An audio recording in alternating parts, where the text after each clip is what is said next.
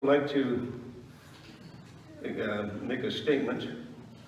Wish to acknowledge the land in which we live, work, and stand. For thousands of years, it has been the traditional land of the Huron, Wendat, the Seneca, and most recently, the Mississaugas of the Credit River. Today, this meeting place is still home to many Indigenous people from across Turtle Island, and we are grateful to have the opportunity to work on the land. Thank you, candidates, for coming out here tonight. I'm certain that there'll be a number of questions that will be raised and put forth to you. I would now like to introduce Reza Karsdell as the Master of Ceremonies for tonight's evening's events. Reza.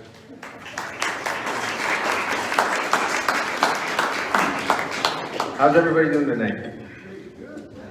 My apologies, we started a little bit later than we wanted to, but as you can see, we weren't able to bring all the candidates together at this moment. Let's start with the agenda of the night. I'm just going to go over quickly the outline of what to expect, that way everybody's on the same page. I'm going to quickly introduce the candidates and the party that they represent. At that moment, each candidate is going to have 2 minutes to introduce themselves and speak about their platform, their campaign, whatever they want.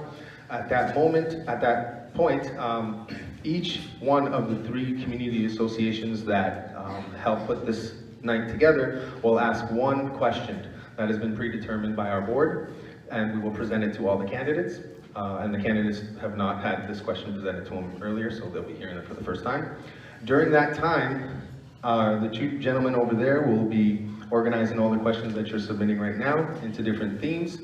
And once the candidates answer the questions, the 3 questions that were presented by the community associations, we will open the night up for all your questions. And pretty much the vast majority of the night, we're going to focus on questions that you have.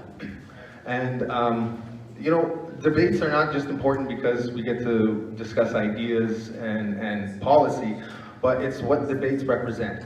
They represent an open and free democracy, and just like David was alluding to earlier, there are a lot of areas in the world where that's not necessarily the case. So we are very privileged to actually be here tonight and be able to discuss ideas openly, contrasting ideas in a free and open setting without prejudice, without violence, without anything. And that's an amazing thing, and it's not happening around the world, so I think we're very blessed for that.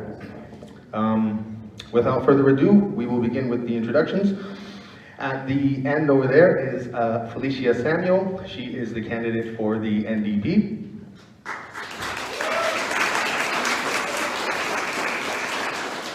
Next to Felicia is Priyan De Silva. He is the candidate for the Green Party. And at the end here we have Gordon Kerr, who is the candidate for the Ontario Party. We'll begin the night with the predetermined questions. David, if you'd like, you can go first.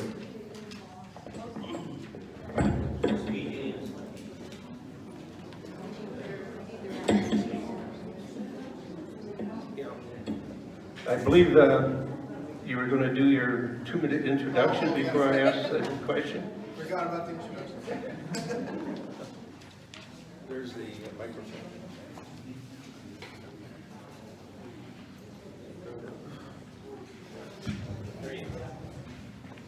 Good evening, everyone.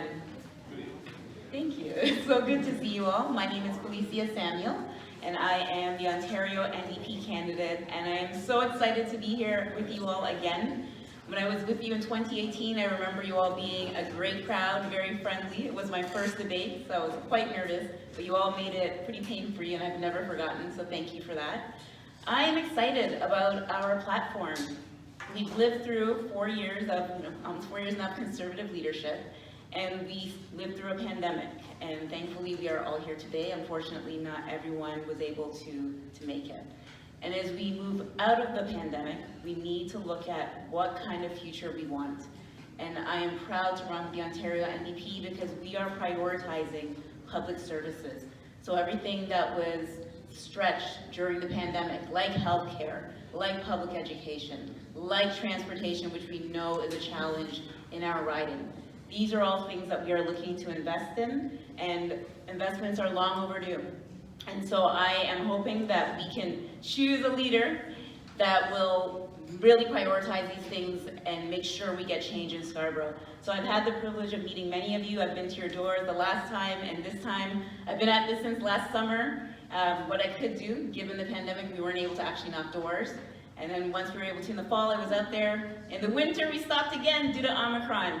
But I was still out there giving flyers out, so I believe most of you got the flyer. Even if you don't remember, I started early because I really wanted to ensure that I got, thank you, that I got the whole riding, and we almost achieved that goal. So thank you, I'm looking forward to your questions tonight, and I'm here to make change and take action and give you representation that you've never seen before. That is ultimately my goal. Thank you.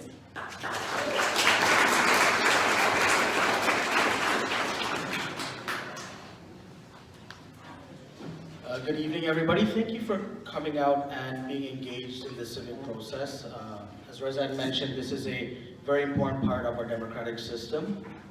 My name is Priyan De Silva, and I'm representing the Green Party of Ontario candidate for Scarborough Rouge Park. I'm also representing a movement in Scarborough Rouge Park. The Green Party of Ontario understands, and residents of Scarborough Rouge Park understand, that climate change is the biggest threat to our neighborhoods and our communities and our way of life. The policies that we are creating and have been creating for the last 6 years in Scarborough and in the Green Party of Ontario surrounds three key concepts.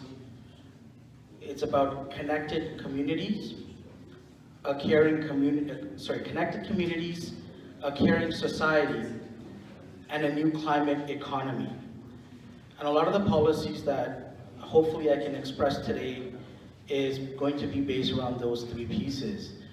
I want to thank the associations that came together, collaborated, and brought us here today. I think that's amazing, and I want to thank all of you again who came out.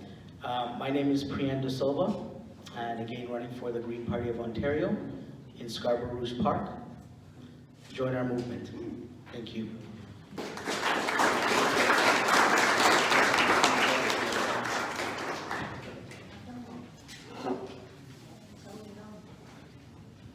Yes, thank you.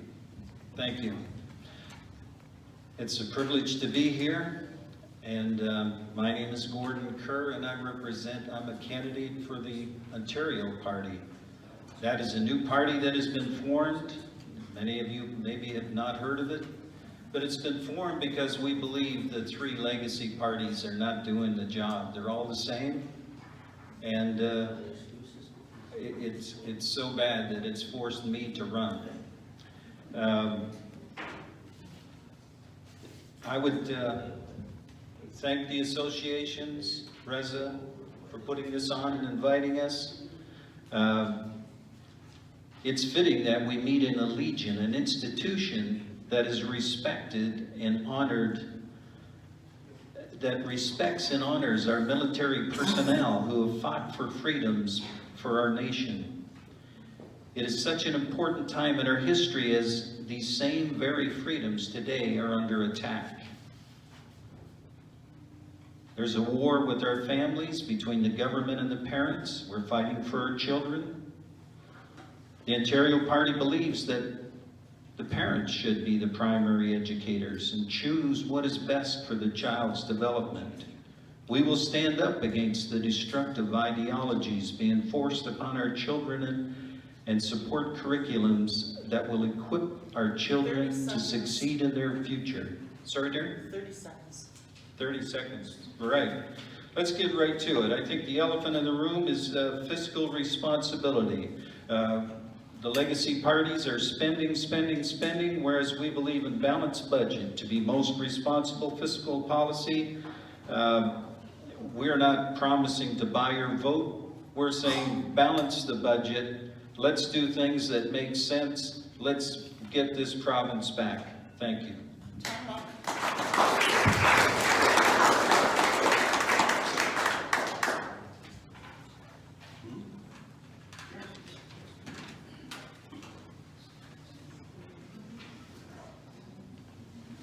I believe this may have been done alphabetically, especially with my surname Adamson. But this is a question posed on behalf of the Highland Creek Community Association. The Highland Creek community has been dealing with a number of important issues over the past 2 years, which include, but not limited to, development within the village of Highland Creek, increase in rooming houses, the BRT Metro links along Ellesmere Road. My question to each candidate pertains to the last issue. Traveling along Ellesmere Road in Highland Creek, you will have noticed signs opposing the BRT Metrolinx plans. What is your personal and your party's position now and in the future on Metrolinx's proposed Durham-Scarborough bus rapid transportation? Thank you.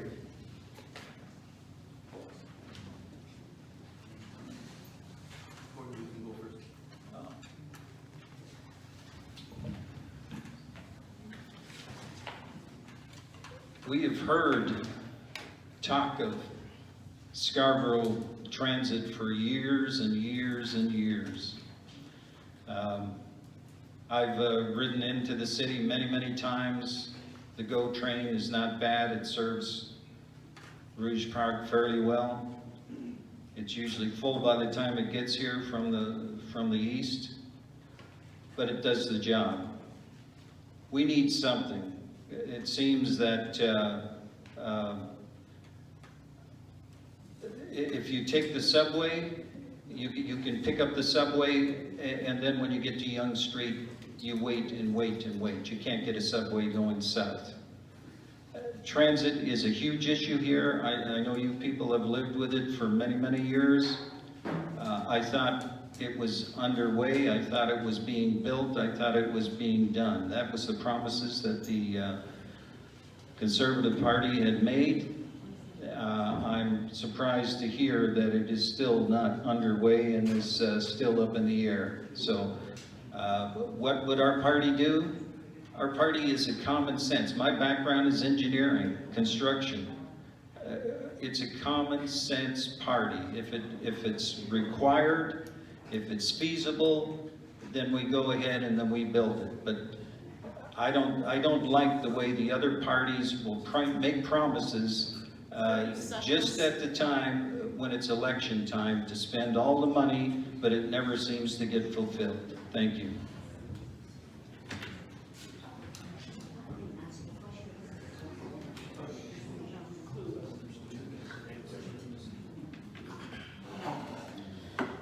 Thank you, and I do appreciate the three concerns, and I guess I'll be talking about the concern on transit.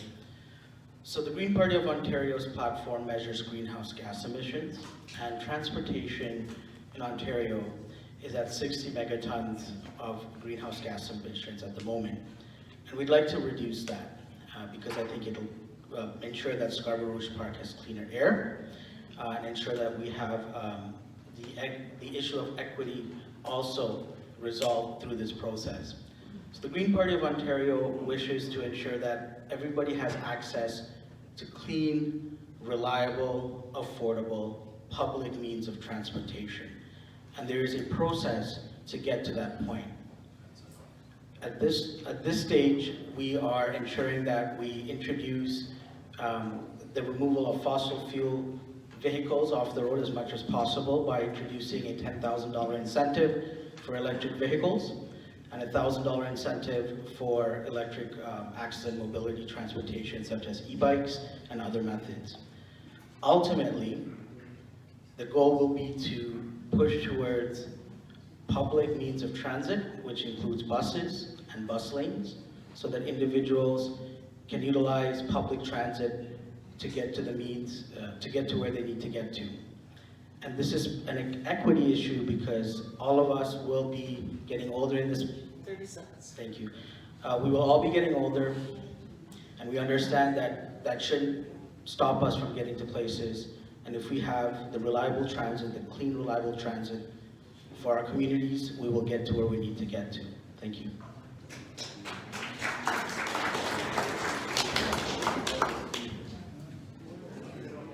Thank you. So when I hear the question, what I think instantly is respect, or the lack of it for our neighborhoods. I grew up in this community, and for me it holds a special place in my heart to make sure that we are respecting community members and the homes that are here, our green spaces. So when I hear Metrolinx wanting to come through with this project from Durham, without consulting properly, without making sure that they are not impeding our neighborhood access to our homes, I have a problem with it. And I will let you know this is a timely question because the NDP wanted to know what are the local issues so that we can flag them and work on them. And I gave them the all groups petition because I strongly feel that we do need to look at this. I share many of the concerns that are in that petition, and I believe if we're going to develop a position, it should be based on those recommendations and those questions and concerns. So I have flagged that with the party, and as somebody who's here to advocate on your behalf, you need someone who's going to flag the issues with the party, because sometimes the party doesn't give you the answer you need. I've had to go head to head with them around me as a transit activist, and the kind of transit that will actually come here to the east side of Scarborough, here in Scarborough Rouge Park. Because, you know, they tend to talk about subways, there's all kinds of issues with subways, none of the leases, it doesn't actually come to this riding. So I've had to talk to them about other options. So just so you know, I am truly an advocate around making sure that there's respect in terms of any development, but making sure we have the kind of transit that we want. Thank you. In terms of the rooming houses, we've already had a young girl die who was a student at the University of Toronto Scarborough campus, and we cannot have that due to lack of housing. So housing is a big deal in our platform. I'll talk about that again when I have a few more seconds left. But the point is, we are looking at feasible options to increase affordable housing and to make sure folks are safe. And unfortunately, rooming houses aren't always taking care of those who are housed there, and we need to do better.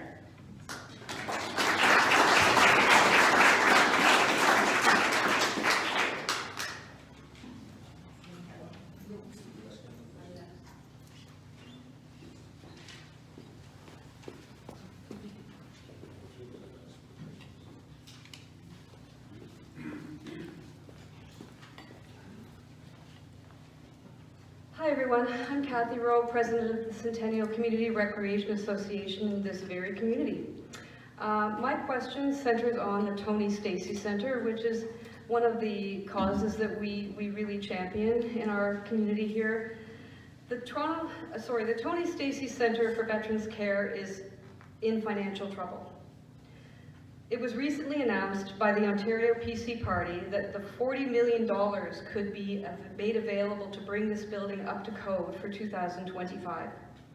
It was also made known that the Tony Stacey Centre would have to raise $10 million of these funds. This is completely ridiculous and not realistic. The Tony Stacey Centre was barely able to raise, I think it was up to $300,000 for new roof repairs just recently.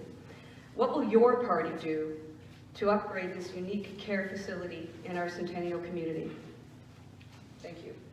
We'll start with the other end of the table, so Felicia. Thank you. So this, again, is an example of the advocacy that we need here in Scarborough Rouge Park. So this is something that, as your representative, I would bring forward to our party, again, to look at how we can help.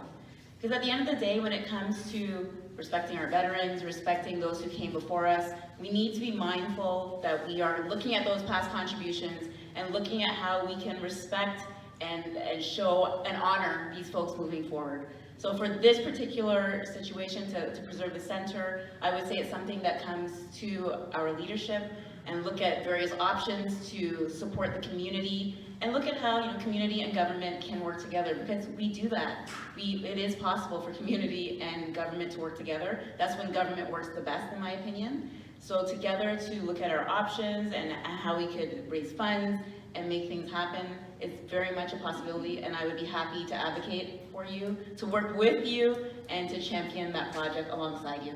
Thank you.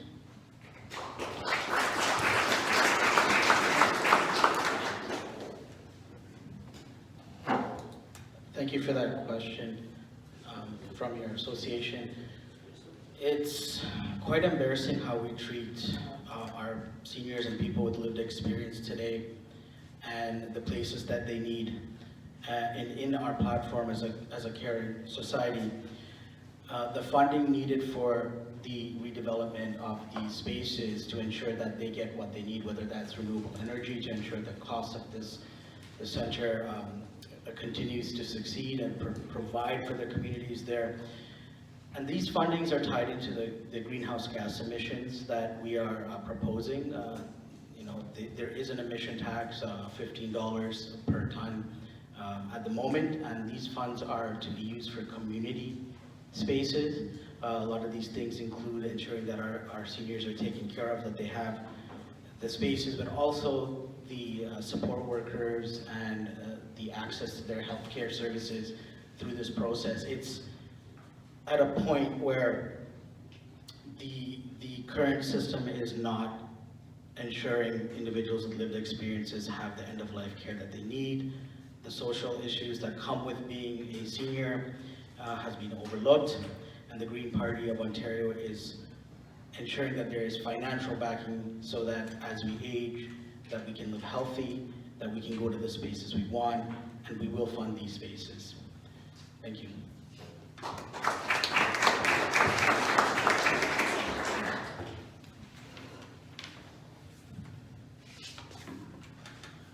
The Ford government certainly dropped the ball as far as health care for seniors. It's atrocious what has gone on. And as a senior myself,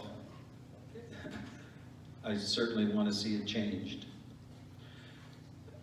Being a part of the Ontario Party, however, means that the Ontario Party does not whip their vote. And if you know what that means, what it means is that I don't have to toe the party line. My allegiance is to the constituents. I don't represent, I don't have to follow the leader. I don't have to follow the party. I can sit down and talk to your constituents, find out what the issues are, and present it without fear of being thrown out of the party, which is what the NDP has done, which is what the Conservative Party has done. When they don't toe the line, they get them out. We're not like that. The Ontario Party is here to serve the constituents, and I would want to sit down and meet. I certainly don't know the issues as well as our NDP candidate does, that's for sure. But I would get to learn them, and I would do something about them. Thank you.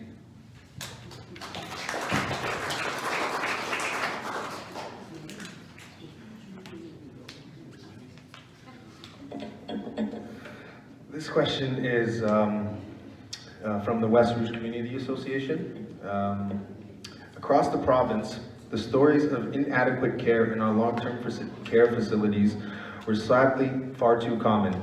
The pandemic didn't create, but it did indeed exacerbate the shortcomings of our system due to years of unfunded and unstaffed care. In Scarborough Rouge Park, specifically West Rouge, we have a high proportion of senior citizens living in our community, yet there are not enough long-term care facilities or even support services available for our aging residents. If elected, what specific measures would you undertake to address this issue in this riding? Start here. Yeah. The microphone is here. I've answered that question partially to you already, and it just makes sense that you have to sit down. You've got good representation here. This community is an informed community. I wish the rest of the voters in Ontario were like you people, because you're looking at the issues, you want to hear what the candidates have to say. It would be very easy to work with the various committees here and find out what are the issues. And again, I'm a senior. I can't believe the way that, I've had family die that you can't even go in to see them. It's appalling the way that the hospitals, the way that the long-term care, the way that it is gone about doing things. It doesn't make sense, and it is not, we haven't benefited from it. We're not better off because of it. It's just been hard to live with, and I would welcome the opportunity to work with you people here to find out what are the issues and deal with them. Thank you.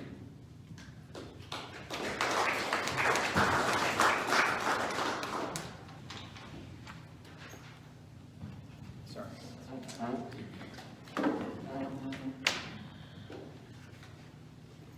Long-term care homes and long-term care for seniors is a vital role that society plays, and we engage with that all the time. The issue that we have is the people that are engaged in that work in that space, personal support workers, registered nurses, they're not treated with the respect that they deserve. They are not provided with the workers' rights that they require to ensure that people are taken care of and those relationships are built.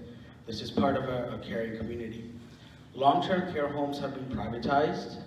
Majority of them have been. Approximately 30,000 beds in long-term care centers are going to be up for relicensing in the next couple of years. The Green Party of Ontario wants to ensure that we take back long-term care homes and make them public. We want to ensure that the standards of life in the long-term care homes are as high as possible to ensure that the needs of our seniors are met.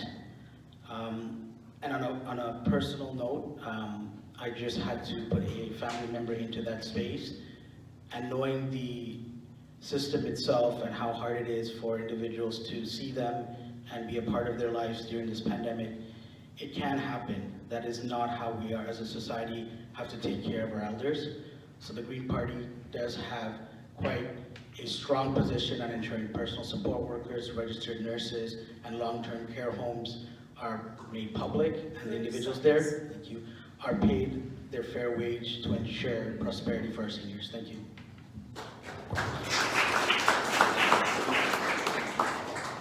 So our platform, the ONDP platform on long-term care, is an excellent one. It really centers community and making sure that long-term care is not for profit.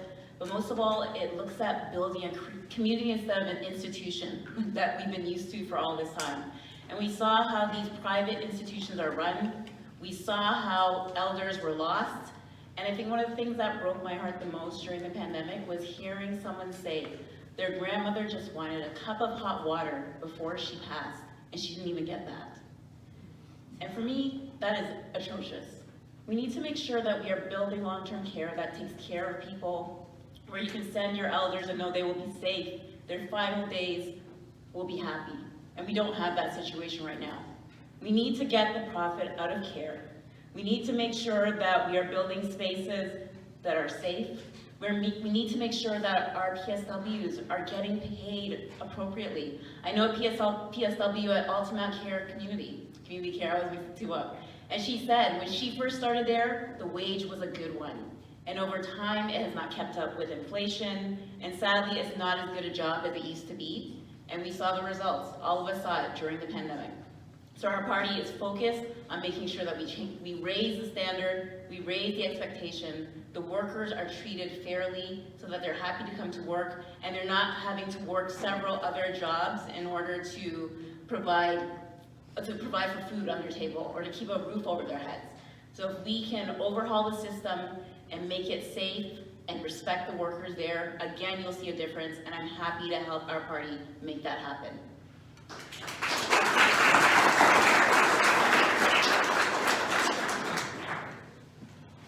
All right, folks, we are at the fun part of the night where we get to ask the candidates questions from you. Before we go to there, I just want to quickly make a note that both Vijay, the PC candidate, and Minal Abdullahi were invited to attend this debate, and they are not here. So regardless of whether you agree with their answers or not, you have to give them credit for being here.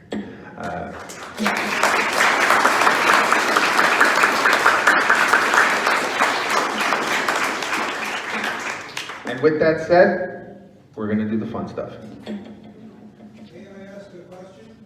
I will bring a piece of paper for you, sir, and then you can. One question. Did the Liberal and Conservative candidates decline to come tonight? Yes. Well, no, the Liberal candidate agreed, but she's not here. The PC candidate declined. Thank you.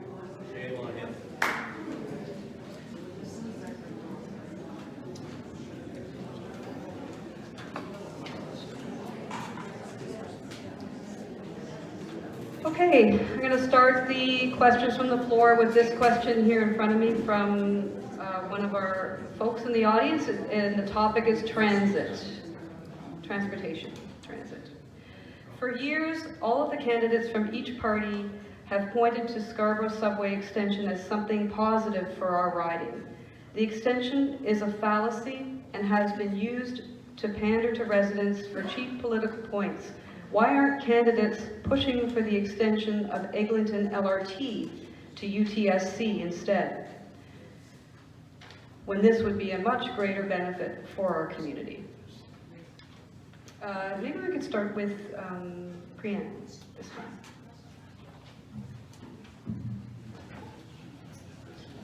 Yeah, thank you for that question. I think it's the third time I'm running in a provincial election.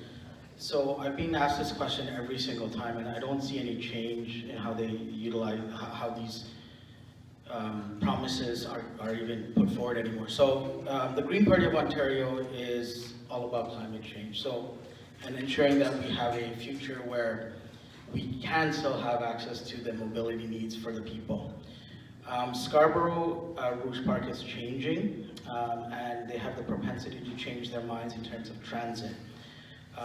Public transit is a very important piece of our access and mobility. So the Green Party of Ontario understands that highways and fossilized vehicles are not going to be part of that model moving forward, and it's going to take some time to transition.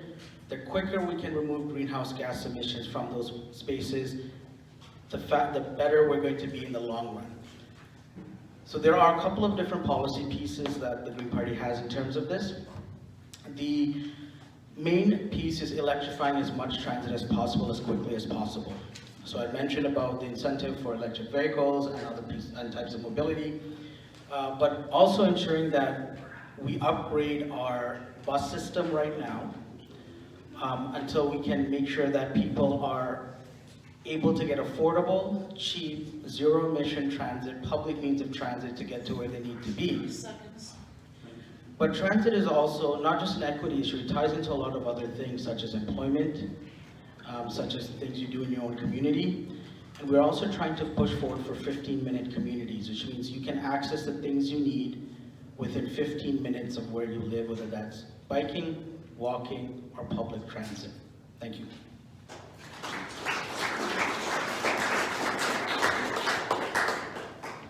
Well, I'm happy to announce that our party has confirmed that they will continue on with the Eglinton East LRT all the way to Malvern, which is our riding, so I'm very excited about that. Yes, we should clap for that. That's a big deal.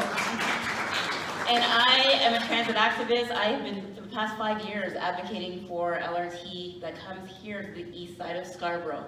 And the party has known that. They knew what they were getting when they got me, and I'm not going to stop. Because if you recall what I said at the beginning, we need to be advocating for what we need. And for me, it's not just going to be my voice. It's going to be the voices of all of you who also want that.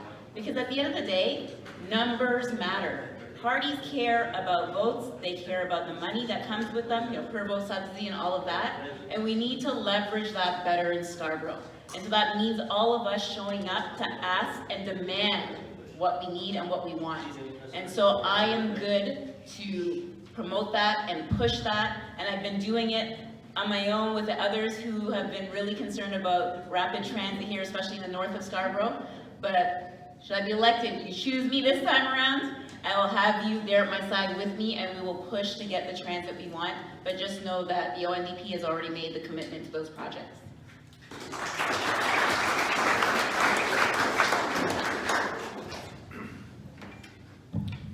Yes, the NDP has quite a platform. They're spending billions and billions of dollars. My background, I actually worked for the TTC. I worked my way through university, one of the years of university as subway design. So I actually got to design some of the interchanges for the TTC. So you get a pass, you get to ride on the subway. At that time, we'd ride subways all over the world. We would look at it and compare. So it gives me a background to understand what your issues, but I don't know what your issues are. I need to understand why it hasn't been built. Why hasn't this been built? It just because this is Scarborough and people don't care? I'll serve you people. I'll find out what the issues are, and I'm pretty good at getting projects done.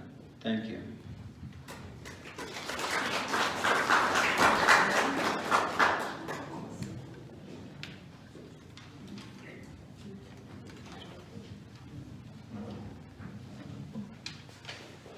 Okay, the next question pertains to housing. And the question posed here is, please outline the concrete steps your party will take to address the housing crisis.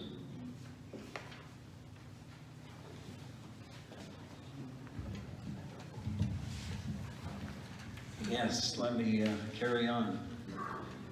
What we find out is that housing is being bought up. Housing and farmland. Large amounts of farmland even are being gobbled up by the Chinese party. They're coming in, they're buying lands. Foreigners are buying the houses here, so that your kids, your grandchildren are going to have a lot of trouble trying to be able to afford a house. Our party will stop that. There will be a moratorium on foreign ownership of property in the province of Ontario. That'll be enacted very, very quickly. As you know, there's too much red tape as far as it goes to develop. A developer has to sit on property 5 years, up to 10 years, to get a housing development to go through. That's too long, it's too much. We can do this very, very quicker, and it should be done faster so that there's more housing on the market. I think we can do this. You know, the other problem is inflation. What's housing cost today?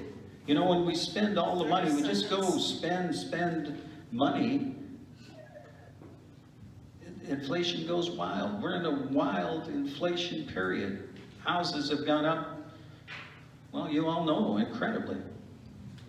I didn't hear that, dear. Is it 30 seconds or am I out? You're 10 seconds left. Oh. Anyways, the Ontario Party will deal with this issue.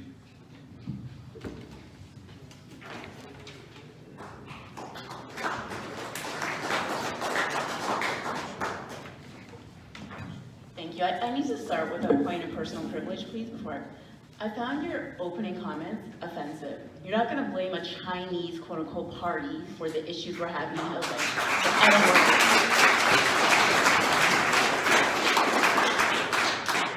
So our issue that we're dealing with in this province is lack of supply.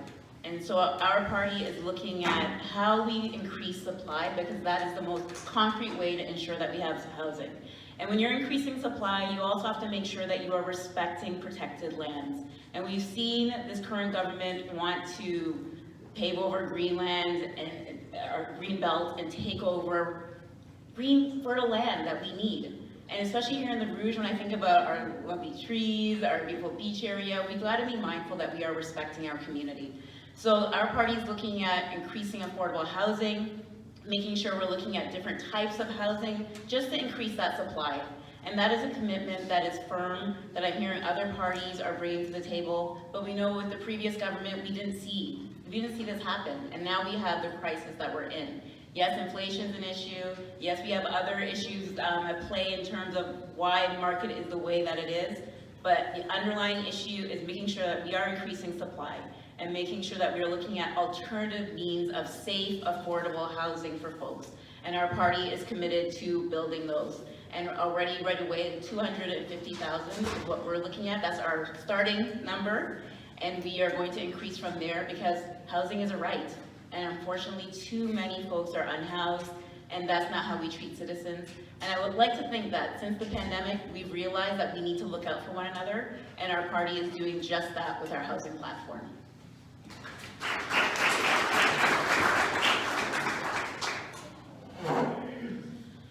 Thank you in regards to the questions of housing. There's a lot of information in the Green Party platform regarding this. So I'll try to answer it in the way that it was asked. So the overall goal is to reduce the commodification of housing. And to get there, there's a couple of things that need to occur.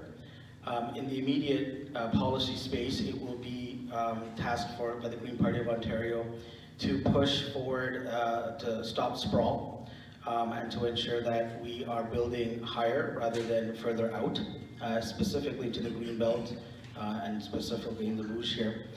The second piece is to ensure that we change the zoning as soon as possible to ensure infills, which are houses that or properties that are broken down and rebuilt, have the ability to have quadplexes or triplexes, which it would include more individuals in the same space, a shared space. So those are two of the pieces that are there to get to that space. But we're also looking at other really important pieces in housing, which include as we go through this climatic change that we're going through, to ensure that everybody is housed and that they have the energy security that they need, which is ensuring there's wind or solar, so that in case of any power outages that people have the ability to survive in the cold or to stay cool in the heat. 30 seconds.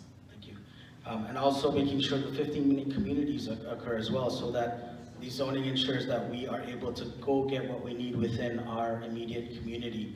So those are the policy pieces, and ultimately the goal is to decrease the commodification of housing, the speculation of housing, and to ensure that every young person has an opportunity to have a home. Thank you.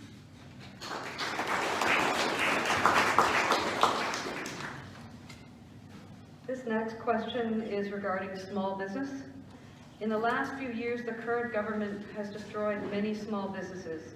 What is the plan to repair the harm? Fran, you may start.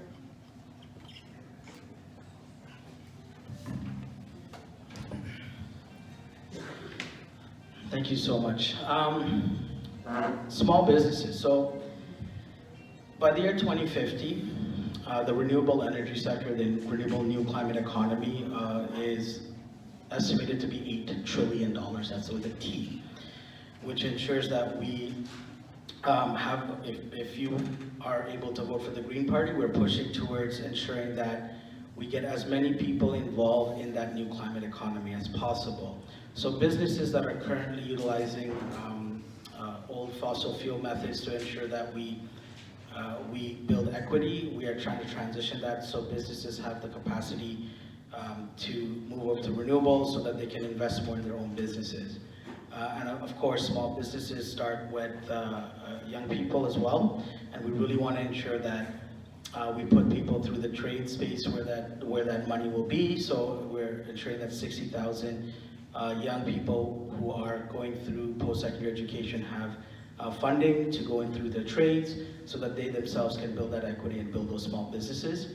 And there are many new jobs that are out there for individuals to incorporate into small businesses in Scarborough Rouge Park.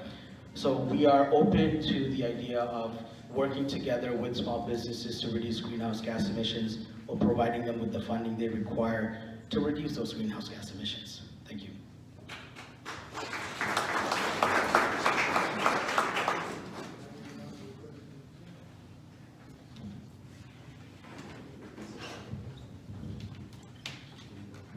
I have been a small business entrepreneur for the last 40 years, and I have had to sometimes struggle, sometimes deal with inflation rates that give you interest rates of up to 18%. Sometimes money is available, sometimes it's not. When you look to the government all the time, it's not it can change. It's not long-term, it's not sustainable. It could be for a term, it could be for 2 years, it could be for 4 years. We need to get back to the basics, get an economy that can thrive, that there's opportunities for people to work here, and not ruin our entire province by getting it further in debt. Our debt today is $400 billion for the province of Ontario. How do you maintain that? And it's getting worse. Small business doesn't need a handout from the government. It needs cut the red tape. Give it a chance. Treat it fairly. Get it done.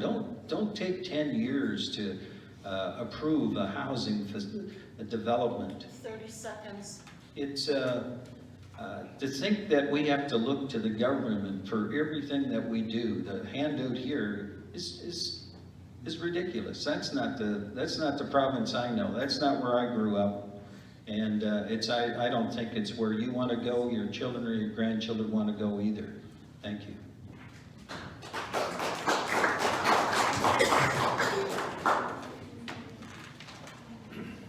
Thank you. There's good news in terms of the Ontario NDP's commitment to small business. So number one, we all know small business is really the backbone here in Scarborough of our local economy. We have so many small businesses, a lot of newcomers come here, and it's something that they're able to set up in order to find their way and make sure their families are taken care of and provide service and goods and services to all of us.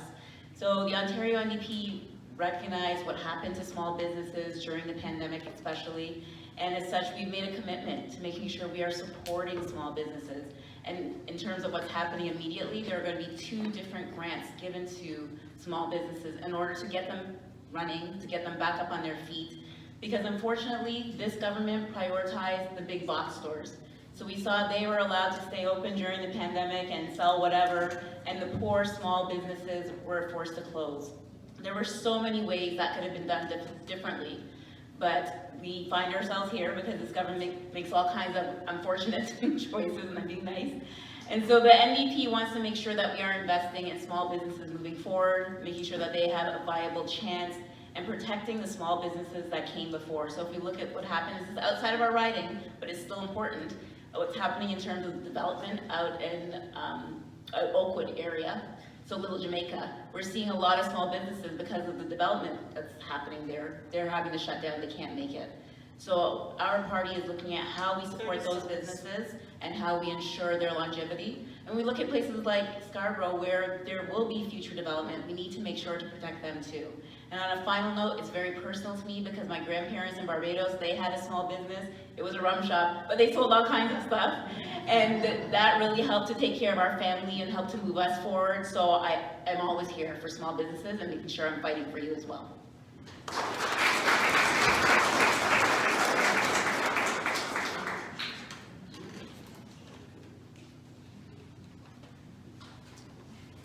Now, the next question pertains to the cost of living, and this is a question that was asked. With the cost of living skyrocketing, we've seen an increase in necessities such as housing, food, gas, prices, etc. Despite this, wages are stagnating. That is especially felt by millennials. How can you ensure the next generation is able to build and ensure they can maintain a good quality of life?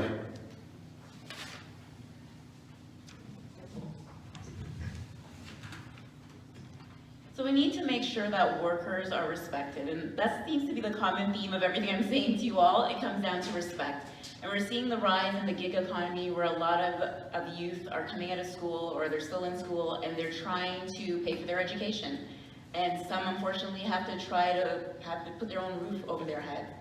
And we have to make sure that they're being paid a fair wage. So the Ford government canceled the increase in minimum wage when they came in. It was supposed to go up to $15 and we saw what happened there. It was delayed. And that cost folks making minimum wage about $6,000 until it was finally raised to $15. So our goal is to move up to $20, and within 4 years we will get there. But we also have to make sure we have good paying jobs. And I'm a unionist. I am a teacher, and teaching used to be a bad job. There were all kinds of ways that you could be let go, you weren't treated with respect, and the pay was poverty wages. But because we came together and we fought, we saw our wages go up, we saw that we had benefits that we didn't have before, and now the teaching profession is something a lot of people look at in some ways in terms of scorn and maybe anger, but it's not about looking at what teachers make, it's about that collective bargaining and work that came together to make sure that we have a strong compensation package and all of that. But that being said, where I'm going with this is it's really about respecting workers and making sure that we are raising minimum wage, making sure that we are respecting the work that everyone does, and when we have jobs like the gig economy, know that workers are being exploited. We need to have more standards to make sure that the workers are treated fairly because they are providing services to all of us. And that's something that's unfortunately not being done by this current government and was started off with the previous government.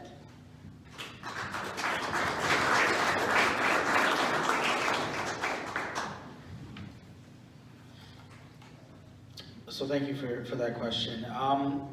The Green Party of Ontario has always been advocating for universal basic income. And this is something that is becoming more and more apparent as being required in our communities and society as employment becomes more automated, more software driven, where individual workers and places where people work are being automated by machines. This has happened before. So universal basic income is something that the Green Party of Ontario has been pushing for. And right now in the platform, the cost will be for the individuals on ODSP and Ontario Work, so people who are most affected by the inequity in our financial systems. So that is what the Green Party of Ontario is pushing for. And all of this can be paid for based on the costing out of the greenhouse gas emissions that people have profited from for generations. Thank you.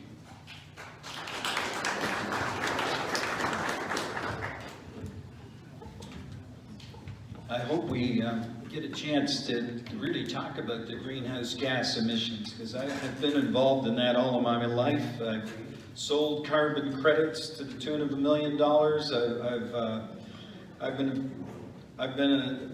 That's what I've been doing is green energy, and that's an aside. Yeah, we're in a real problem as far as can you fill up your car with gas? Can you put groceries on the table? And our housing, you that have homes, that's great. But you might have to sell your homes because you can't make the payments. Where's the interest rates going to go? Where is it? We are spending so much money, and it's just 101. It's basic economics. You overspend, you put the debt, you print money. The trouble is we got insanity going on in Ottawa, and we haven't got a premier that can stand up to it and say, enough, don't bring it here. It used to be the day that Ontario had the clout and how to govern the rest of the nation.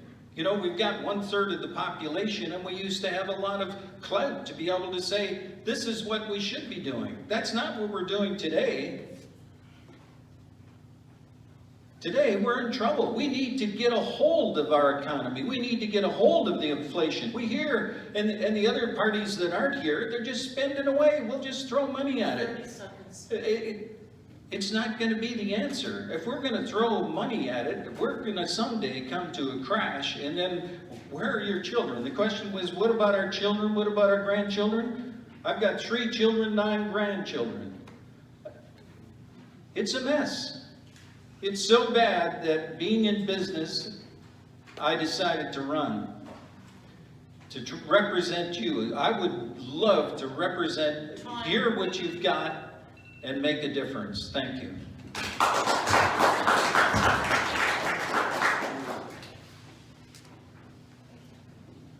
Our next question is with regard to electric vehicles. Although the Liberals, NDP and Green parties have campaigned on rebates for electric vehicles, the Green candidate is the first to actually mention it. The question is, why should our tax dollars be given to someone who simply wants a $60,000 Tesla?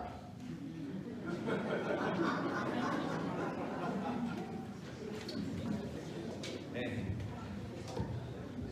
Well, I think it's a good want, maybe, but if you look at carbon credits, if you understand it, The carbon credit, when you look at the footprint to make a Tesla, when you look at the footprint, the carbon footprint to make an electric vehicle, most people resolve that it takes about $350 a ton. That's what the cost is. The common price for a ton of carbon is about $50. That's the market that's in Europe. It's just market price. You know, to make electric vehicles, and I'm not against it because they're very simple than a combustion engine. It's far more simple. It's less maintenance, less noise. Goes like stink off the line. They're the fastest going, but it's not a good use of our money. The biggest increases we have in energy today are going to be electricity. We're the third richest country in the world, and what we've decided to do is castrate the province of Alberta and cut off the carbon. You know, we'll buy it from Russia. We'll buy the energy from Russia. We'll buy it from Saudi Arabia. We'll buy it somewhere else. And the clean energy that we have, we're going to just leave it. So, you know, we're going to save the planet, but it's going to cost us our nation. I'm against that. I'm for common sense. Where is it going to be? Let's do what's smart. Let's be practical. If we're going to spend our money, let's get something for it. Let's see at the end of the day, what have we got for it? We spend all this money, we make all this. What have you got? Time. Thank you.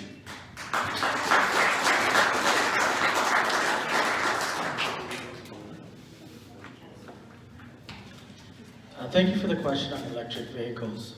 Electric vehicles are a temporary measure. They're not going to solve our congestion problems. They're not going to solve our access and mobility problems. The electric vehicle is a temporary measure. Now, Ontario is actually one of the very bottom provinces in terms of electric vehicle uptake. It's in fact lower than the national average of Canada.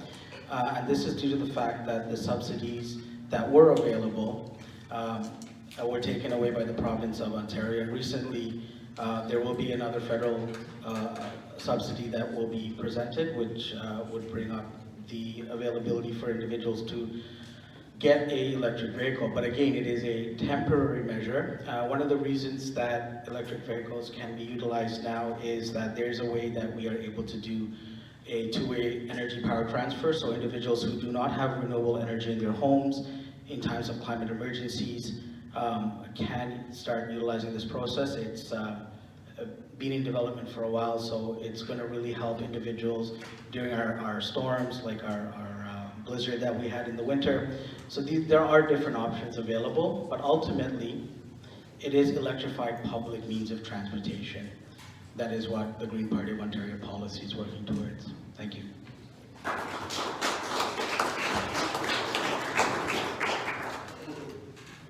So I felt that Ford has used the whole electric vehicle subsidy as a gimmick, as a way to not admit that he hasn't been doing anything in terms of taking real climate action.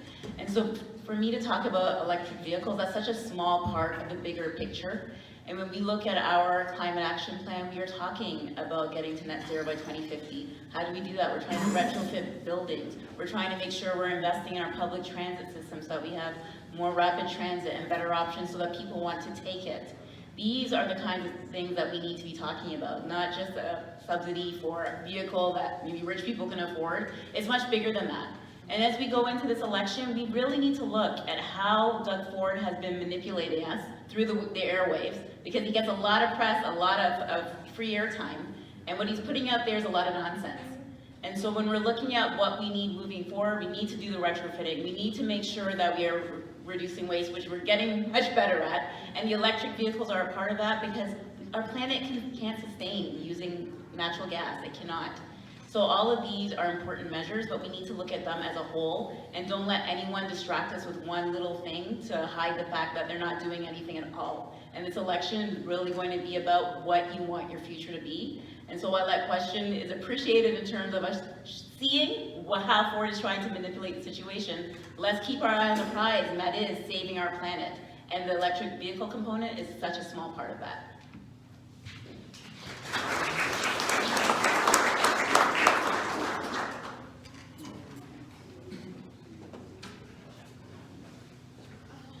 We're really keeping you busy here, aren't we?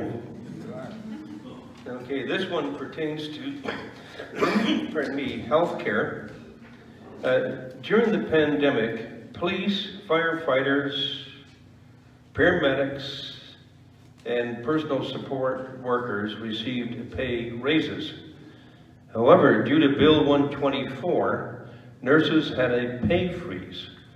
Nurses are overworked, burnt out, and demoralized, many leaving the profession. Will you say that you will support repealing Bill 124? Yes, the Ontario NDP has been very firm about this. It also affects education workers, and I am an education worker. So we are definitely going to repeal Bill 124. Once again, this government's not about respecting people. This government is not about making sure folks are compensated fairly. This government is not about making sure that we actually treat the people we call heroes like heroes. And so the Ontario NDP is all over that. That's a commitment that you'll find all through our platform. We are ready to repeal it. We are ready to respect negotiations because those are all unionized workers. And according to our Charter of Rights and Freedoms, you're supposed to be able to negotiate. That's the whole point of freedom of association. And so when that's taken away, we're really going backwards in time. So I'm very proud to say that the Ontario NDP does support the repeal of Bill 124, and that would happen immediately with us.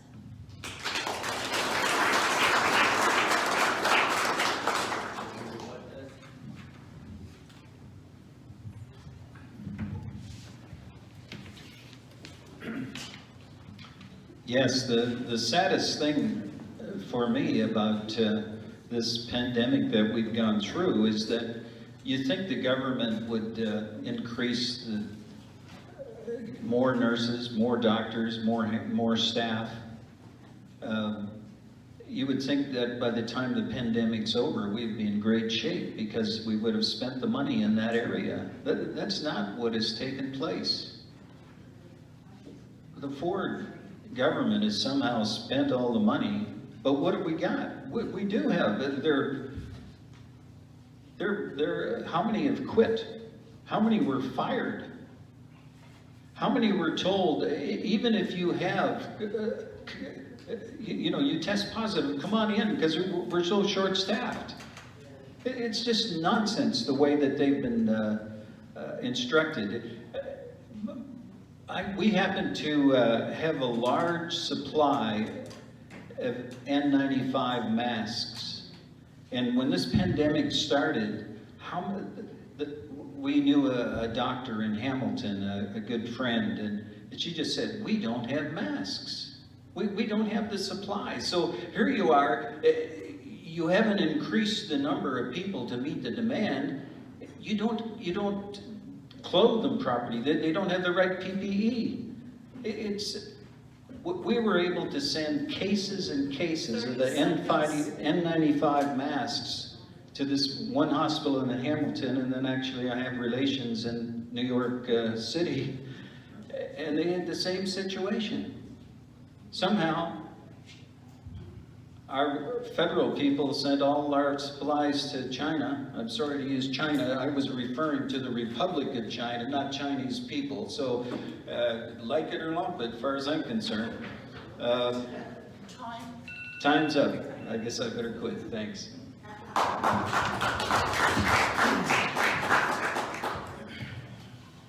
Yeah, we have a issue with our healthcare system. When the president of the Registered Nurses Association of Ontario and the nurses unions say anonymously that that nurses come to them and presidents of hospitals come to them and say that Bill 124 isn't helping, it needs to be repealed. Yeah, it needs to be repealed. I don't need 2 minutes to tell people that it needs to be repealed.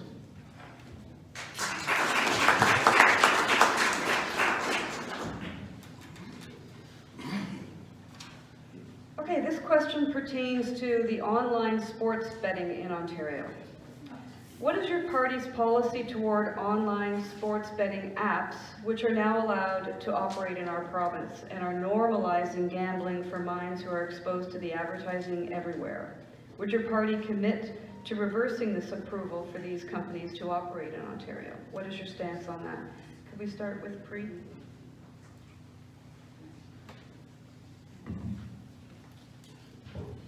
So thank you for the question. Again, the Green Party of Ontario is a party that deals with climate change, and regulating gambling is also, I guess, something we need to talk about. There isn't anything in the policy at the moment in terms of the regulation of gambling. We do not take any lobbying money or do favors for that type of industry. We are plainly here for the people of Scarborough Rouge Park and of Ontario. But the more conversations I have with the individual who asked that question, please come see me. I'd like to know more so that we can have a deeper discussion on that. Thank you.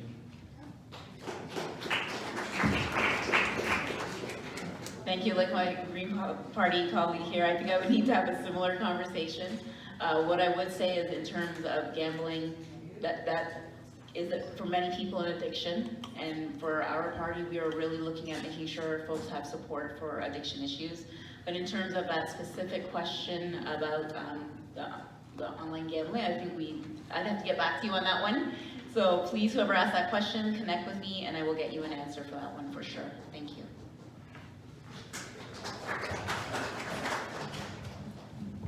I'm the same, no idea, no clue, can't help you.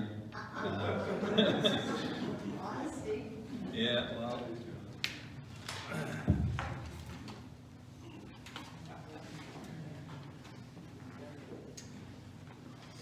That leaves you extra time to respond to this question then. Okay, it's a timer. What is your top priority when representing this riding, which is Scarborough Rouge? How are you making a difference? So what is your top priority when representing this riding, and how are you going to be making a difference?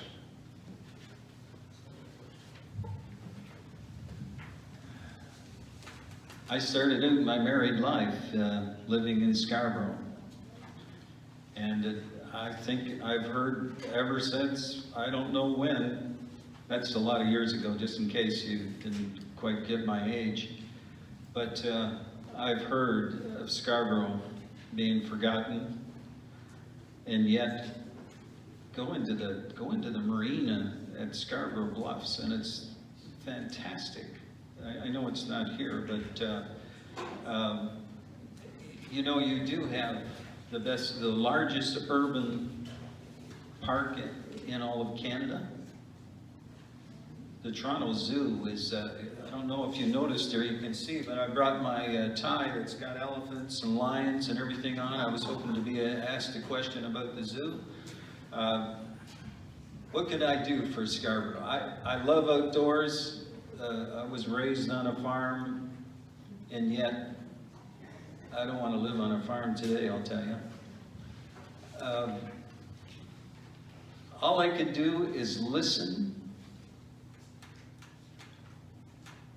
and use the experience that I've got in solving problems, construction of many, many facilities, and meet the needs of the people.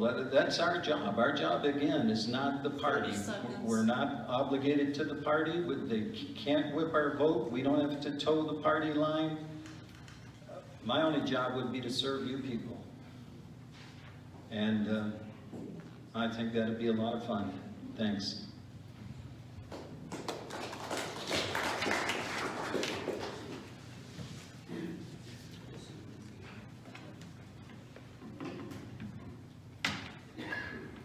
My priority would be actually serving you and making sure that I am with you all the time. Unfortunately, we hear a lot that we don't see our elected representative currently. And I would change that, because you would see me. Many of you have seen me already for quite some time now. I would be at your doors and making sure that we are talking about the issues that matter so that I can bring your authentic voices to Queen's Park. And that looks like if there is an issue, say we're concerned about what's happening with the BRT, for example. I'd get a bunch of people who are concerned about that very same thing. And then there's all kinds of actions we can do. We can do petitions, we can show up together as a unified force at Queen's Park. That is how you get change. And people are not people. The politicians are not organizing us, they're not working with us to help us organize. So that's a big key to change here in Scarborough, especially Scarborough Rouge Park. We need to organize around issues and bring our collective voices and power to Queen's Park. In terms of what we keep hearing over here is the whipping of the vote. What you really need inside a party is someone who's going to push your issues. So since you last saw me, I became part of the Ontario NDP executive. I'm no longer there now. I did 1 term, and I learned how much you have to push on the inside, because you can have great policies, you can have great platform points, but if you don't have people who are going to speak up for you and push for you, there will be no change. And I'm happy to say I have been pushing for Scarborough. Our issues have been heard even at that level. It's not a coincidence that we've seen Andrea Horvath so much in Scarborough since the last election. She's been in Scarborough Rouge Park a few times, and that's been because of the push I've been making, the fact that we have Dolly in Scarborough Southwest. It's the kind of person you have. So if you want a backbencher, you can vote for somebody else. If you want someone who's going to advocate and, quite frankly, kick butt for you, you will vote for me, and I'm happy to do that work, and together you will see change here in Scarborough Rouge Park if you elect me.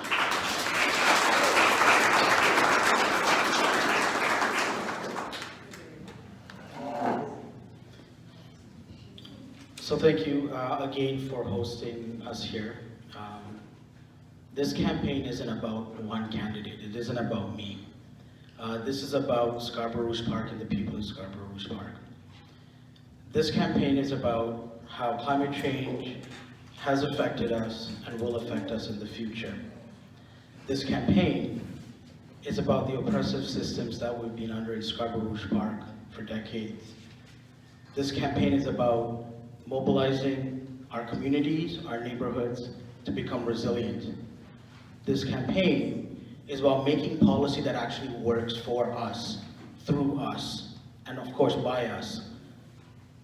So my name is Priyan De Silva, and this is the 3rd time I'm running again. I have been advocating for our neighborhoods and our communities since I moved to Scarborough. And I will continue to do so, whether it's in this capacity or any capacity. Thank you.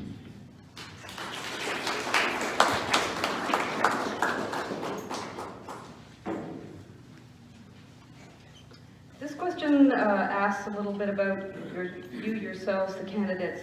It's a 2-parter. Do you live in the riding currently? What issues in the riding were you involved in before you became a candidate for the riding? We'll start with Gordon.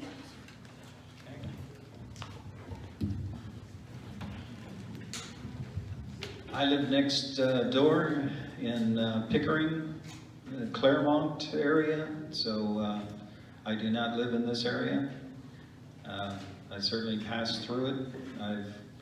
I've passed through it on the waterways, I've passed through it on the railways, and I've certainly driven through and spent much time here.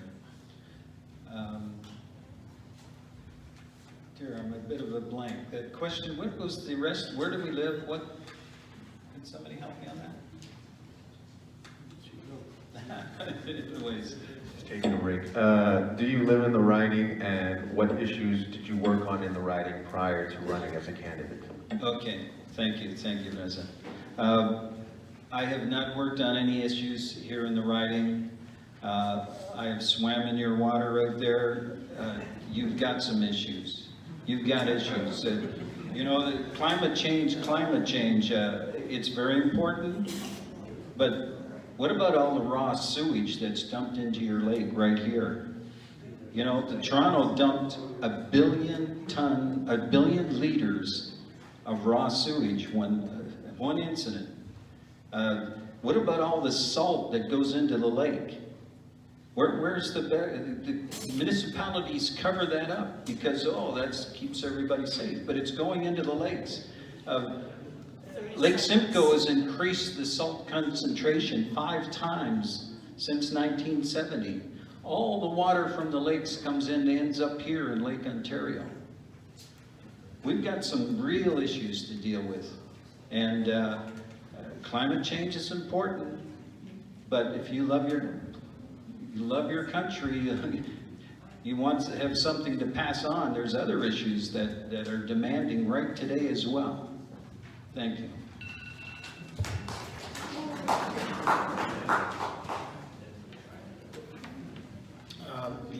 Thank you, yes. So I do live in the riding. I live in North Scarborough, and I live in the Malvern Morningside neighborhood.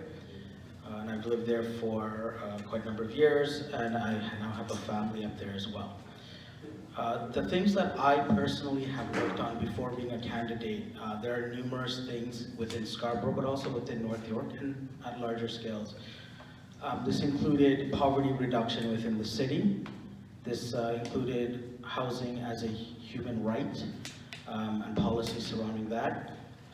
We had campaigns for, of course, the environment and climate change and ensuring people who are responsible for that putting their feet to the fire.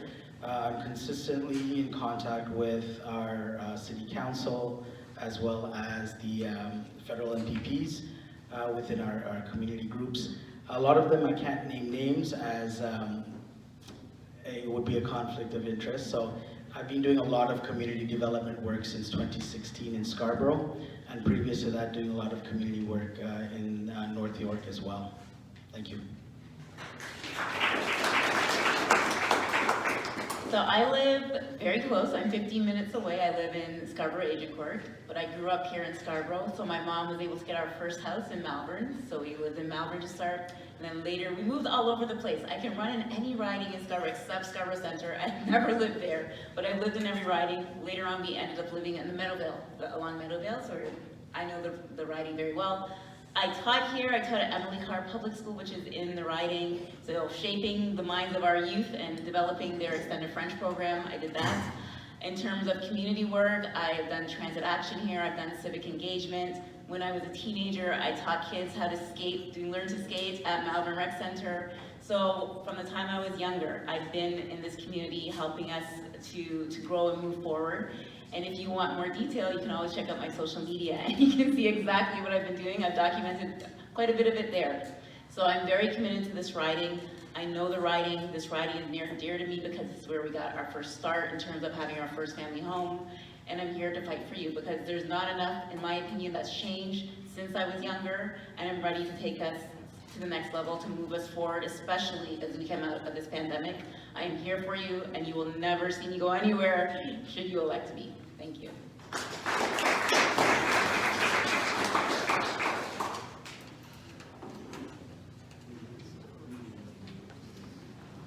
Okay, this question pertains to urban expansion.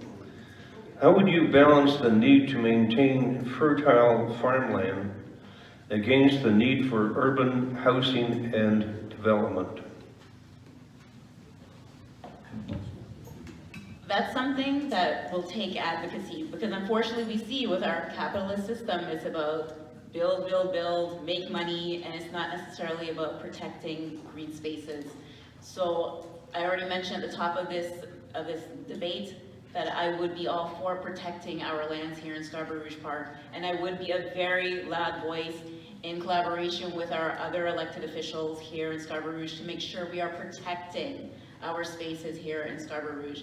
Yes, we definitely need development, but it cannot be at the expense of our future, of our green spaces, and we as a collective need to make sure that we're fighting back against that. And I've already seen it happen. When there was an organics plant that they're trying to move forward here and you all fought back and won, that's the kind of activism I love, and that's the kind of activism we will need moving forward to make sure that our spaces are always protected and we are not taken advantage of by developers. And I'd be there alongside you to make sure that we did what we need to do at Queen's Park.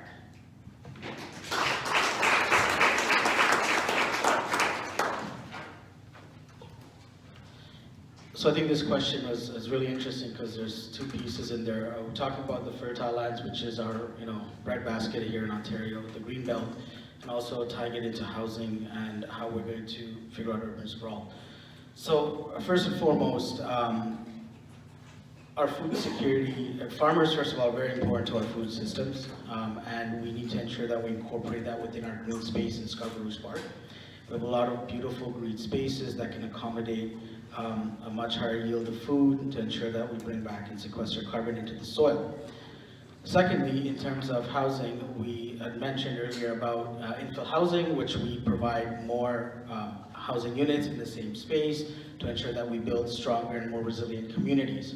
So the whole food security piece is going to be a big piece in how we develop our neighborhood in the future. But also, respecting farmers in this process is really important.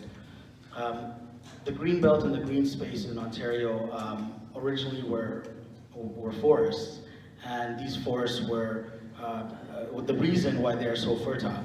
And ensuring that farmers go back to the dish with one spoon, one pump belt covenant, which is a really important piece of what we do, is to ensure that those farmers are able to rebuild those forests and get the compensation for that. So thank you.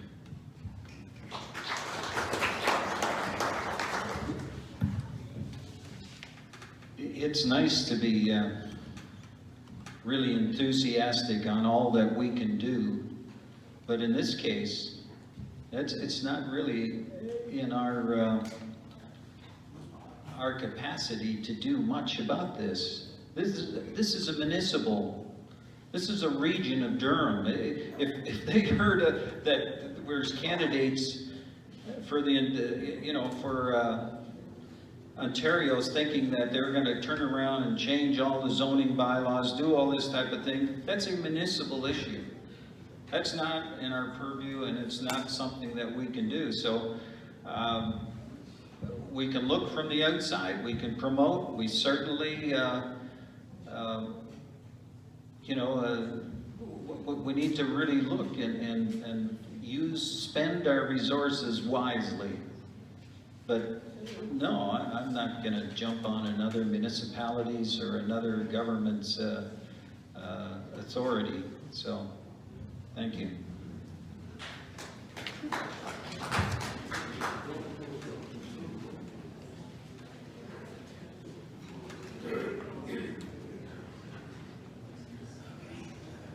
This question is about energy. What is your plan to provide the required clean energy that we will need once the Pickering nuclear plant is closed in 2025? Can we start with Felicia?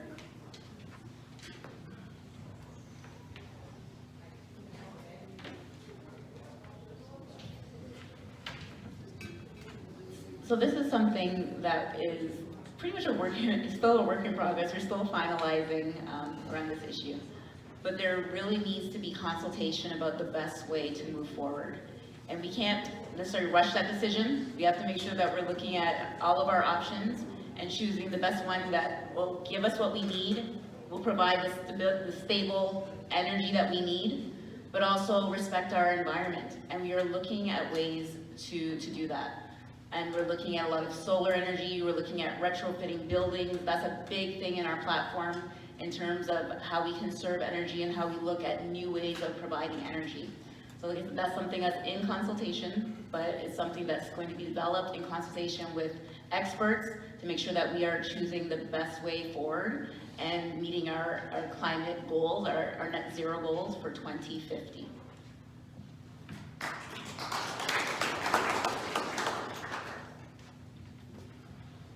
So the Green Party of Ontario has a platform piece on this. It's really important to know that we're going to need a lot of energy moving forward, a lot of renewable energy moving forward.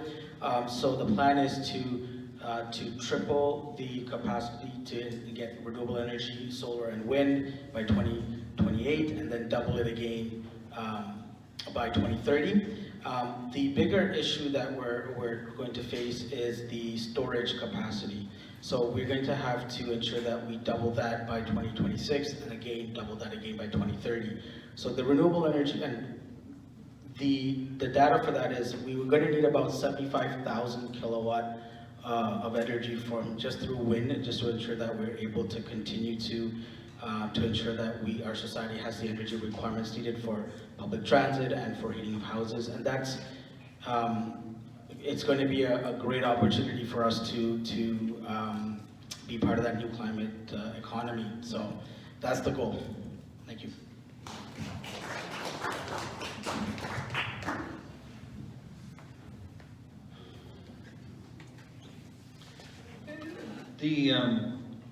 The Pickering nuclear provides a base load for our electricity needs in Ontario. And wind is not a base. It's windy today, it's not tomorrow. Solar doesn't run 24 hours either. So I would think most of you people here would like to have power when you turn the switch on and not have to pray for wind or wait till the sun comes up. So there's got to be a practical, and again, my background has been renewable energy, green energy. I've done many projects in green energy. I understand it. But the end all and be all is not turbines and solar panels. There's got to be something that gives you a base load. There's got to be something that you can start up to meet the demand. Start up quickly when you want it. When you pull the switch, you want power. Canada followed the Germany. Germany was way ahead on renewable power. They've got serious issues now. They've decided now that they're going to turn off all their nuclear plants, and now they're experiencing brownouts. They're experiencing huge problems. I'm saying, let's not get carried away. Let's walk in a steady pace. Let's put clean energy to a priority. But it's not all going to be windmills and solar panels. It's not going to do it. I'm sorry, you're going to need a natural gas plant. You're going to need something that can provide a lot of energy and stable energy, fired up quickly. You're going to need it, or you're going to carry a candle with you. Thank you.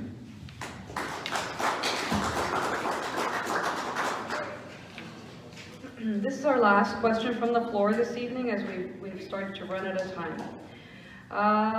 So this question is about our provincial debt. The total Ontario debt is $477 billion at the present time.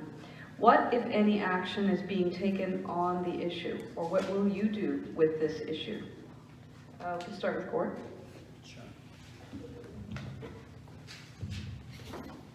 Your legacy parties are going to keep on spending. Here are the platforms. $10 billion for this. There's going to be, the NDP is going to reduce our insurance premiums by 40%. That's the promise today. There's promises made every day about increased spending. It's done by all three legacy parties. The Ontario party is going to say, we better get our budget in order. That's the way you're going to stop inflation. That's 470, that's even higher than I thought. That's incredible. That's more than California, that's got maybe 10 times the GDP that we have in Ontario. It's just, we're looking for trouble if we carry on this way, if we just make our promises and say we're going to buy you the moon, and your kids will pay for it. I won't say that though. Thank you.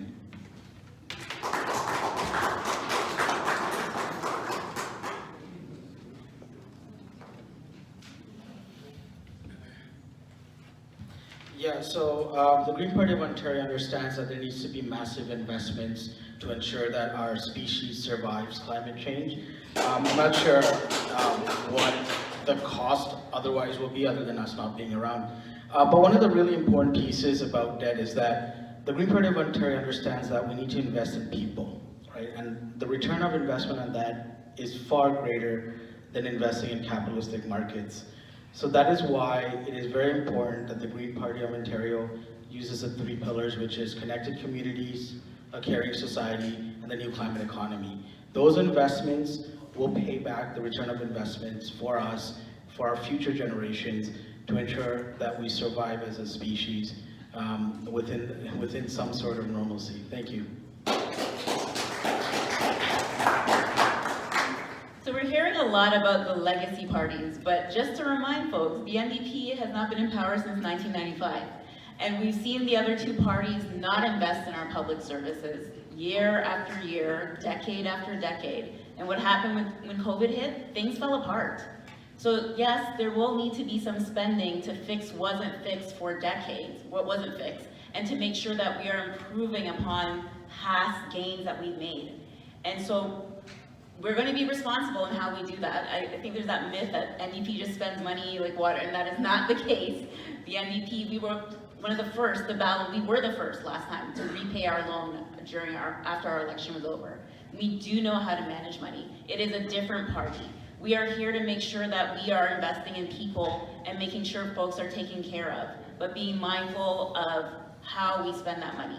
And this current government, we see what's happened with them. They've given money to their people who benefit from their power, people who get special contracts. That's where a lot of your money is going. And even though we can look at long-term care, they failed miserably, yet they're getting more money. These bad actors, these for-profit long-term care home owners are getting more money from this current government to continue to do damage, not to improve things. So there is money out there. It's about prioritizing. It's about being mindful of who is getting this money and what they're doing and making sure they do what they say they're going to do. And that's a different kind of leadership, and that's our new Democratic Party. A lot has changed since 1995, and I'm here to push to be responsible and to make sure that we get what we need as citizens here, as residents, as community, to make sure we get what we need, and it's taken care of, and we are taken care of, and we are not being irresponsible with money.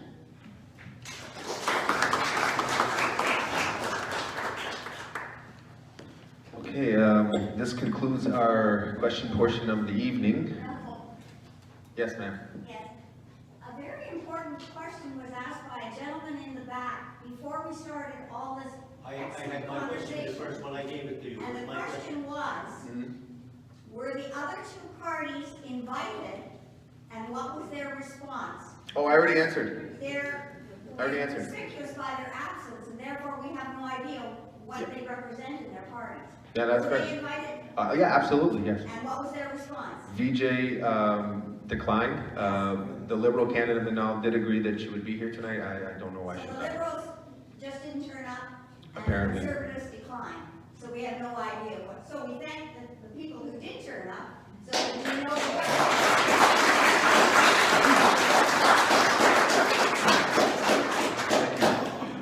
I'd like to thank the candidates again for their answers. They're very informative and gave us a great insight about not only... I had a question here to ask you all. Please sit down, sir. I'm going to ask a question because you neglected on purpose. I'm going to ask every one of you, which one of you will repeal... Sit down, please. I beg your pardon. This is for the people, not for you. Sit down. Have respect for other people and sit down. Exactly, but how about Bill 100? Who's going to repeal Bill 100? That to call all the democracy off.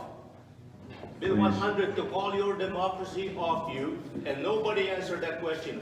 Just for context, he gave me an excerpt of the Magna Carta. He did not give me a question. Magna Carta allows you Okay, sit down. to Thank you even very much. revolt against this. Okay, thank you, sir. You don't even know what you're talking about. Thank you, sir. We will give 2 minutes. I fought in the army for 35 years, and you were not Sir? even born before I fought for democracy, and you're taking it off. If you're talking about age, then show some respect to somebody younger than you and sit I'm down. Thank respecting you. You didn't respect my Okay. question. You purposely ignored it. Yes, and you can. All right. Thank you. I will give 2 minutes to each candidate for their closing remarks, and thank you. We'll go from there. I'll start with the mic here. That's why we fought for democracy in this country, and we lost my dad in the war. And my son also died last year in the war. Sorry about your son. We are sorry. I have my condolences for your Yeah, loss. condolences. Answer my question. Will you repeal S1. So I can talk to you later. We've already talked, so I will talk to you again later You don't on. even So know what I it would is. like, believe me, I do all. Thank you all for this evening. Thank you so much to the organizers. And I just want to say, have courage. Last election, many of you had courage, and I lost by 963 votes to VJ. VJ, who has not shown up, who consistently is not showing up. Correct, he did not show up last time either. I know that. Shame Yeah. on them. Yeah. So I asked the question. Thank you. So I'm here to work with you and for you. We can get it this time. Imagine having representation that's here to be with you, support you, and make sure your needs are met. That's what I can commit to doing for you. And you've also seen neither party has shown up. I always show up. I will continue to show up. I need your support so I can get to Queen's Park, work with you, for you, and get the change you need and deserve. And I promise you I will do that.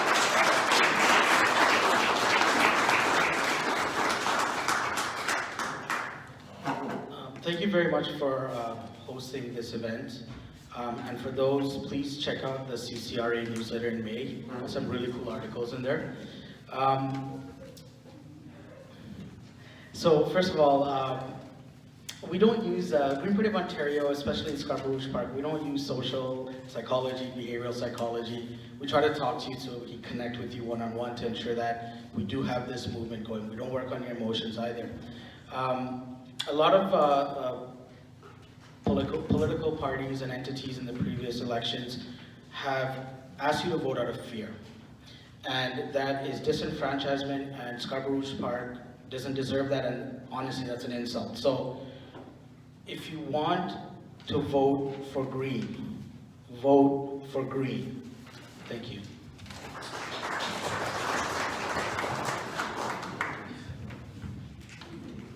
This is not on my time yet. I'd just like to thank the candidates. You got some sharp candidates. That's a compliment, I'm sorry. Okay, so I would like to answer that question. That is a great question. And,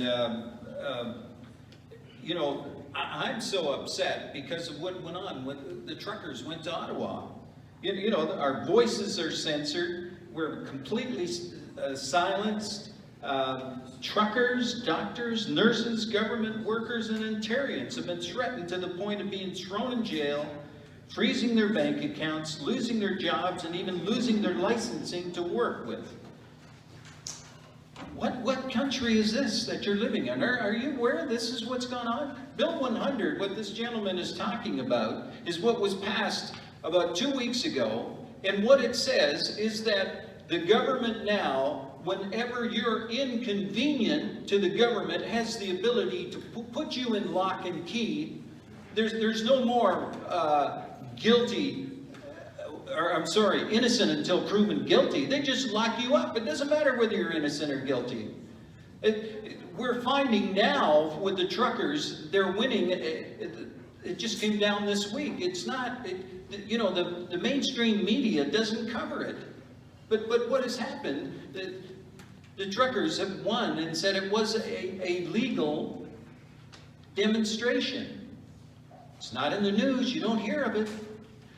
This Bill 100 just takes all our rights. The government can lock you up, throw away the key. 30 seconds. And good luck to you. The WRCA said they didn't even have to use it this week. The Ontario Party, that's first on the agenda to have that bill repealed. That you can count on that. And a few other bills that have been snuck through, like to deal with our children. We haven't talked about kids in school. I've got a child, I've got a daughter that's a teacher, and I've got a lot of grandchildren. And our schools are a mess, and we need to fix them. You're a great audience. It's been a pleasure to be here. Thank you. Oh, I've got an ending. I would ask you to consider the Ontario Party to be the option to get the most value for the taxes you pay and the vote you possess. God bless.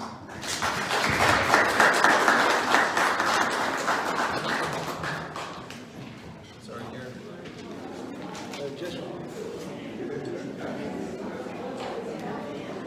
I just want to remind everyone, there's still some water and there's some cookies.